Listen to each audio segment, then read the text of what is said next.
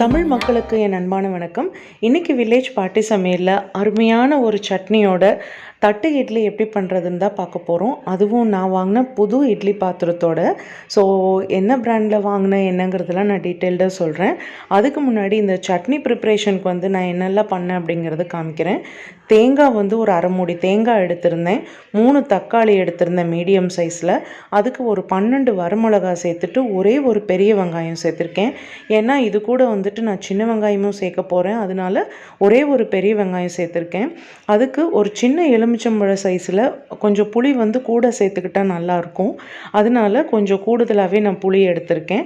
இதில் வந்து ஒரு 15லேருந்து 20 வரைக்கும் நம்ம ஒரு சின்ன வெங்காயம் எடுத்துக்கலாம். அது கூட ஒரு 10 பல்லு பூண்டு, கல்லுப்பு வந்து தேவையான அளவுக்கு சேர்த்து நம்ம இந்த சட்னி வந்து பச்சையாகவே வந்து அரைச்சிக்க போகிறோம். அதுக்கப்புறமா வந்து நம்ம தாளிக்கிறது மட்டும்தான். ரொம்ப சிம்பிளாக இருக்கும், ஆனால் ரொம்ப ரொம்ப சூப்பரான டேஸ்ட்டில் இருக்கும். அதுவும் இட்லிக்கு வந்து அருமையான ஒரு சட்னி அப்படின்னு சொல்லலாம். பிடிச்சிருந்ததுன்னா நீங்களும் ட்ரை பண்ணி பாருங்கள். ஸோ இது வந்து நான் மிக்ஸி ஜாரில் சேர்த்தாச்சு. இதை வந்து நல்லா வந்து ஃபைன் பேஸ்ட்டாக வந்து நம்ம சட்னியாக அரைச்சி எடுத்துகிட்டு வந்துக்கலாம். இப்போ பார்த்திங்கன்னா நல்லா அரைச்சாச்சு. இதுக்கு வந்து நான் தாளிப்பு கொடுக்கறதுக்குன்னு சொல்லிட்டு வெறும் கடுகு மட்டும்தான் சேர்க்க போகிறேன். கொஞ்சமாக வேணால் சீரகம் கூட சேர்த்துக்கலாம், அப்படி இல்லைன்னா விட்டுடலாம். இப்போ நான் இதை வந்து ஒரு பவுலில் மாற்றிட்டு அந்த மிக்ஸி ஜாரில் இருக்கிற சட்னியும் வந்து கழுவி எடுத்து வச்சாச்சு. இப்போ சூப்பரான சட்னி வந்து ரெடி ஆகிடுச்சு. இது பச்சையாக இருக்கும் அப்படின்னு சொல்லி நினைக்க வேண்டாம். இந்த தாளிப்பு வந்து கொடுக்கறதுக்கு அப்புறமா இந்த தேங்காய் போட்டிருக்கிறதுனால, தக்காளி தேங்காயெல்லாம் இருக்கிறதுனால அந்த வெங்காயத்தோட பச்சை வாசம் வந்து அவ்வளோவா இருக்காது. நீங்கள் வேணால் ட்ரை பண்ணி பாருங்கள். ஸோ ஆனால் வந்து தேங்காய் வந்து கொஞ்சம் ஜாஸ்தியாக இருக்கணும். அப்போ தான் அந்த வெங்காயத்தோட பச்சை வாசம் நம்மளுக்கு தெரியாது.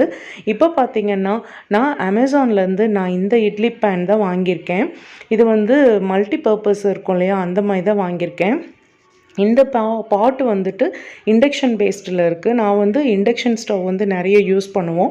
அதனால தான் வந்து நான் இந்த மாதிரி வாங்கியிருக்கேன். இப்போ மேக்ஸிமம் எல்லா பாத்திரங்களுமே வந்துட்டு இண்டக்ஷன் பேஸ்டுக்கு வந்திருக்கு. ஸோ இதில் பார்த்திங்கன்னா அந்த அந்த பாட் வந்து நம்ம வடை சட்டி மாதிரியும் யூஸ் பண்ணிக்கலாம். அதுக்கு வந்து 2 இட்லி பிளேட் கொடுத்துருக்காங்க. அது கூடவே வந்து பார்த்திங்கன்னா இடியாப்பம் புழியிற அந்த ஒரு பிளேட் வந்து இடியாப்பம் புழியர் கொடுத்துருக்காங்க. அது கூட வந்து தட்டு இட்லிக்கு வந்து 2 பிளேட் கொடுத்துருக்காங்க. இந்த மாதிரி தான் வந்து இது இருக்குது. 5 பிளேட் வருது மொத்தமாக. ஸோ பார்த்திங்கன்னா இது வந்து நான் அமேசான் பிராண்டில் தான் வாங்கியிருக்கேன். இது வந்து ரொம்ப இந்த பிளேட்ஸ் வந்து கொஞ்சம் லைட் வெயிட்டாக தான் இருக்குது. ரொம்ப திக்காக இருக்குன்னு சொல்ல முடியாது. ஆனால் வந்து அந்த வடை சட்டி வந்து ரொம்ப நல்லா வெயிட்டாக இருக்குது. அது வந்து நம்ம தாளிக்கிறதுக்கு இதெல்லாம் யூஸ் பண்ணுறதுனால வந்து இது வந்து சூப்பராக இருக்குது. பிளேட்டுக்கு வந்து நான் கேரண்டி கொடுக்க மாட்டேன். எனக்கு அவ்வளோவா பிளேட்டு வந்து சாட்டிஸ்ஃபைடாக இல்லை. ஸோ நம்ம ஜஸ்ட்டு இந்த மாதிரியா இட்லி அந்த மாதிரி ஊற்றிக்கிறதுக்கு மட்டும் அப்படிங்கிறதுனால எதுக்கு ரிட்டர்ன் பண்ணிவிட்டு அப்படின்னு சொல்லி நான் விட்டுட்டேன். பட் வந்து ஒன்றும் தப்பு இல்லை, யூஸ் பண்ணிக்கலாம். இப்போது இட்லி ஊற்றுறதுக்காகன்னு சொல்லி அந்த பாட்டில் வந்துட்டு நான் கொஞ்சமாக தண்ணி சேர்த்து அது நல்லா சூடானதுக்கப்புறமா இந்த பிளேட்டில் வந்து நம்ம எண்ணெய் தடவிட்டு அதில் வந்து இட்லி ஊற்றிக்க போகிறோம். நீங்களே பாருங்கள் ஸ்டெப் பை ஸ்டெப்பாக. ஏன்னா வந்து நான் எந்த வித வீடியோ எடிட்டிங் எல்லாம் பண்ணி காமிக்கல. ஸோ அதே மாதிரி தான் வந்திருக்கு. இப்போ வந்து கொஞ்சமாக நல்லா தண்ணி சூடாயிட்டு வருது. அதில் வந்து என்னோடது வந்து சின்ன குழிக்கரண்டி தான். அதனால அதில் வந்து ஒரு 4 கரண்டி அளவுக்கு எனக்கு மாவு பிடிச்சது. உங்களோட கரண்டியை பொறுத்து அந்த எவ்வளோ கரண்டி அப்படிங்கிறது வித்தியாசப்படும். இப்போ வந்து 4 கரண்டி அளவுக்கு நான் இதில் மாவு சேர்த்துருக்கேன். கொஞ்சம் அப்படியே ஸ்ப்ரெட் பண்ணி விட்டுட்டு எண்ணெயை இப்போ இதில் வந்து நம்ம வச்சிட வேண்டியது தான்.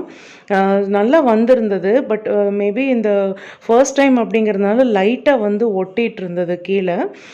அதனால தான் இனி பழக பழக வந்து சரியாயிடும் அப்படின்னு நான் நினைக்கிறேன். இப்போ பார்த்திங்கன்னா 2 பிளேட்லேயுமே இட்லி ஊற்றி வச்சு நான் மூடி வச்சாச்சு. இப்போ வெந்ததுக்கப்புறமா காமிக்கிறேன் பாருங்கள். இப்போது ஒரு 5 நிமிஷம் ஆயிடுச்சு. இட்லி பார்த்திங்கன்னா ரொம்ப ரொம்ப சாஃப்டாக நல்லா இருந்துச்சு. நம்ம இந்த பேன் கேக்கெல்லாம் பண்ணுறோம் இல்லையா, அதாவது கேக் வந்து நம்ம இட்லி பாட்டில் பண்ணுறோம்ல அந்த மாதிரியா இருந்தது. அவ்வளோ சூப்பராக வெந்திருந்துச்சு. இப்போ மாவு வந்து கொஞ்சம் திக்காக இருந்தது, ரொம்ப தண்ணியாட்டு இருந்ததுனாலாம் இதுக்கு சூட் ஆகாது. இட்லி மாவு வந்துட்டு நல்லா கெட்டியாக இருக்கும்ல, அந்த மாதிரி பதத்தில் இருந்ததுன்னா ரொம்ப ஈஸியாக வந்துடும்.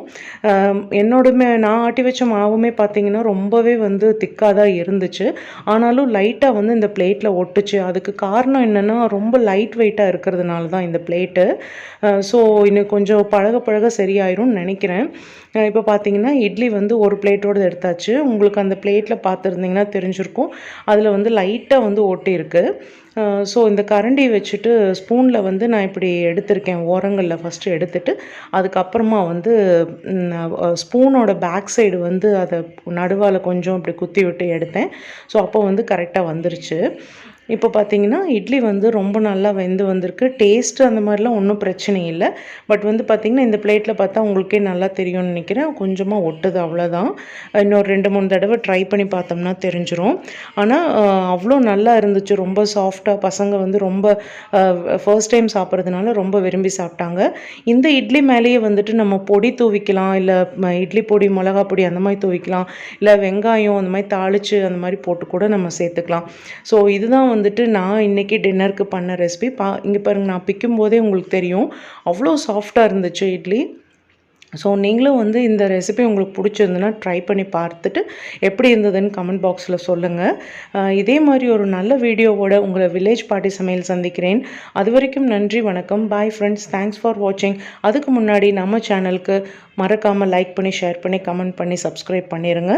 மீண்டும் அடுத்த வீடியோவில் சந்திக்கலாம்.